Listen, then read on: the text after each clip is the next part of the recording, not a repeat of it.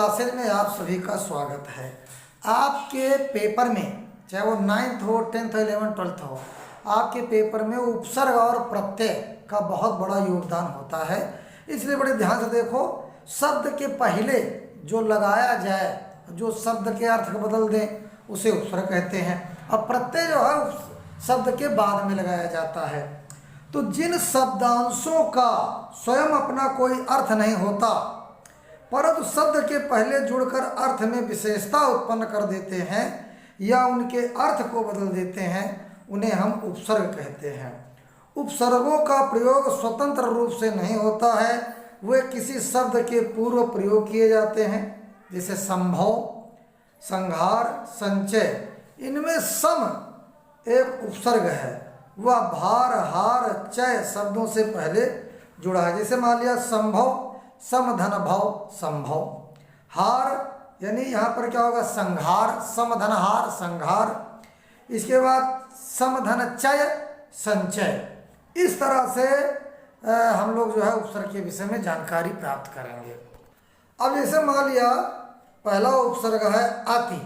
अति माने क्या होता है? अति माने होता है अधिक। अति माने अधिक, ऊपर भी होता है और उस पार भी होता है। अगर अति में आचार जोड़ दिया जाए तो यहाँ पर अत्याचार हो जाएगा।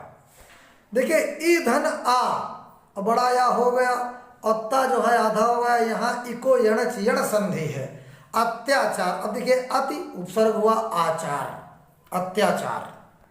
अब ऐसे रिक्त, रिक्त माने खाली होता है, और अतिरिक्त यानी एक्स्ट्रा खाली है, अतिरिक्त ये शब्द बन गया।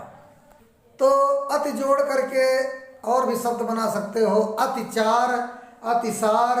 अत्याचार अलग बात है, अतिशय है ना, और अत्युक्ति, ऐसे हम बना सकते हैं। अब एक और उपसर्ग आता अनु। अनु माने होता है पीछे या समान या प्रत्येक। अब देखिए गमन माने होता है चलना, और अनुगमन माने पीछे पीछे किसी के चलना। शासन माने शासन, अनुशासन यानी शासन के पीछे चलना, है ना। रूप और अनुरूप यानी रूप के अनुसार। इसके बाद जो है और तमाम मिलते हैं। राग माने प्रेम होता, अनुराग प्रेम के अनुसार, है ना। इसके बाद अनुसंधान, खोज, है ना। इसके बाद अनुकूल, अनुयायी, अनुगामी। इस तरह से अनु जो है उपसर्ग जोड़ करके हम अन्य शब्दों को बनाते हैं। इसके बाद बच्चों आता है अभि। अभि माने क्या होता है? सम्मुख, निकट या ओर। अब देखिए अगर मान लिया हमने कहा वादन, और क्या के अभि लगा दो तो अभिवादन, है ना, किसी को प्रणाम करना, नमस्कार करना। और प्राय, अभिप्राय, अभिलाषा, इच्छा।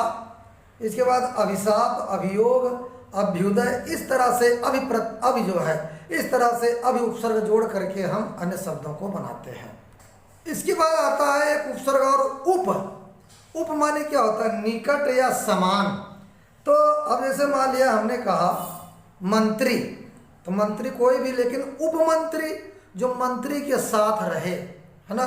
जैसे हमने कहा प्रधानाचार्य, उप प्रधानाचार्य जो प्रधानाचार्य का आधा काम बटाए।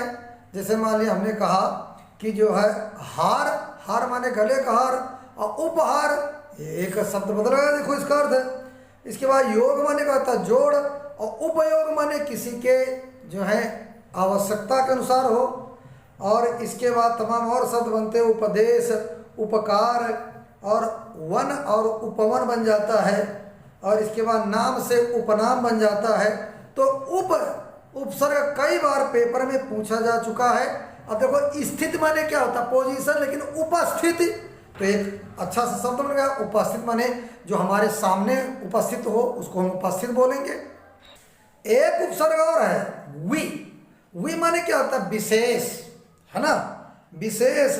और वी माने अभाव भी होता है, और वी माने भिन्न भी होता है, अलग अलग। अब देखिए ज्ञान माने किसी चीज के विषय में ज्ञान प्राप्त करना, लेकिन विज्ञान, वी मिला दे विशेष ज्ञान, प्रैक्टिकली ज्ञान, उसको हम विज्ञान कहते हैं। इसके बाद और भी आता है वियोग माने अलग अलग, भिन्न, है ना। इसके बाद वाह, विवाह, विशेष आनंद, है ना।